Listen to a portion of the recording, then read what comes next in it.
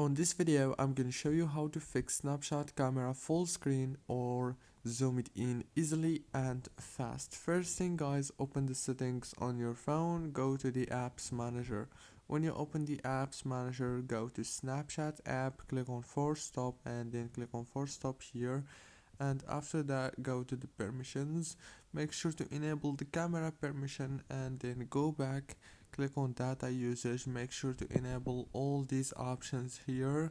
Go back again, click on storage, click on clear data, click delete, and then go to the Play Store or the App Store if you have iPhone. Search for Snapchat and then you will find an update option right here. Click on it to update it. That's it guys, don't forget to like, subscribe, and thank you so much for watching this tutorial until the very end. See you later, thank you so much.